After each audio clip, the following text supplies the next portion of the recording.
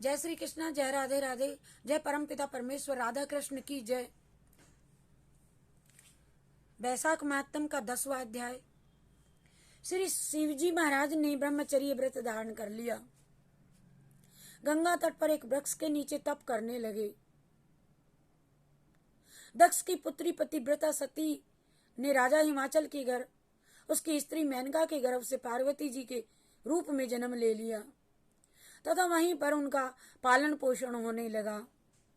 इसी समय तारकासुर नाम का एक राक्षस उत्पन्न हुआ और ब्रह्मा जी से वह वरदान पा लिया उसने, जिसने महातप करके ब्रह्मा जी को प्रसन्न किया था। और ब्रह्मा जी से वह वरदान पा लिया कि वह देवता, राक्षस, नाग, मनुष्य किसी से भी नहीं मारा जाएगा, परंतु किसी प्रकार से, किसी अस्त्र शस्त्र से भी नहीं मरेगा, परंतु किसी रुद्र भगवान के पुत्र से तेरी मृत्यु होगी। राक्षस ने सोचा कि जब शिव के स्त्री नहीं है तो पुत्र कहां से होगा, अर्थात मेरी मृत्यु कभी हो ही ना सकेगी। इस कारण कह दिया कि तथास्तु। ऐसा वर पाकर तारकासुर ने सबको दुख देना आरंभ कर दिया। देवताओं को अपना दास बना लिया, देवांगनाओं को अपनी दासी बना लिया और इस प्रकार सब देवता अत्यंत दुखी हो गए और ब्रह्मा जी की शरण में जा पहुंचे।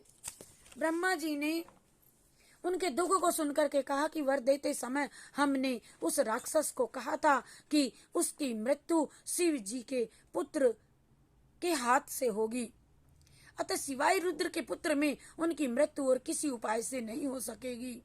इसीलिए ऐसा उपाय करना चाहिए कि शिव की स्त्री सती ने दक्ष के यज्ञ में अपने प्राण त्याग दिए थे।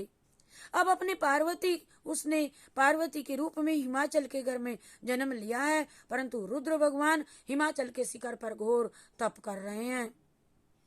सो ऐसा उपाय करना चाहिए कि जिससे रुद्र का पार्वती जी के साथ पाणी ग्रहण हो जाए।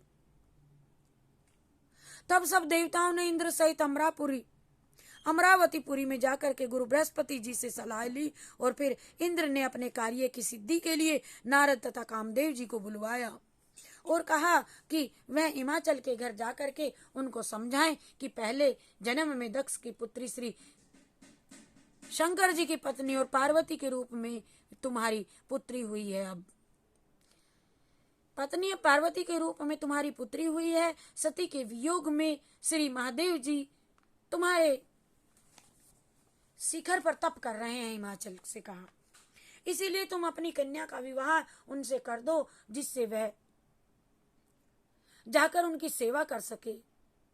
वही उनके पति होंगे। इंद्र की आज्ञा पा करके नारद जी को जैसा समझाया था वैसा ही करने के लिए चले और फिर इंद्र ने कामदेव को बुलवाया कि सब देवताओं के हित के लिए तुम बसंत ऋतु के सहित तपोवन में वहां जाओ जहां रुद्र तपस्या कर रहे हैं और वहां जाकर के बसंत का विस्तार करो। और जब पार्वती जी वहां पहुंच जाएं तब धनुष चढ़ा करके ऐसा बाण मारो कि शिव जी मोहित हो जाएं। उनका संगम होने पर जब कार्य अवश्य पूरे हो जाएंगे। और कामदेव ने ऐसी आज्ञा पा करके कामदेव जी रति को साथ में लेकर के तपोवन में बसंत ऋतु का प्रसार किया।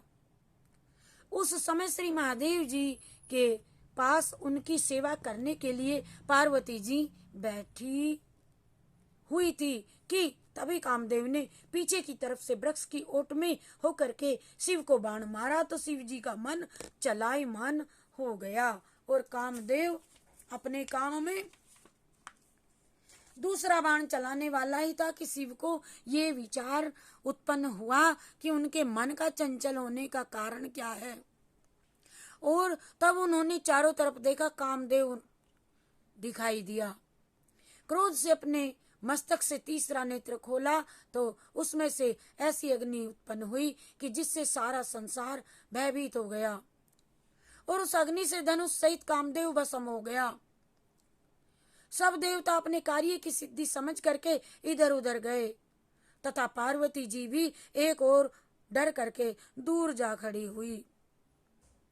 तब स्त्री का निकटता दूर करने के लिए महादेव जी भी अंतर्धान हो गए।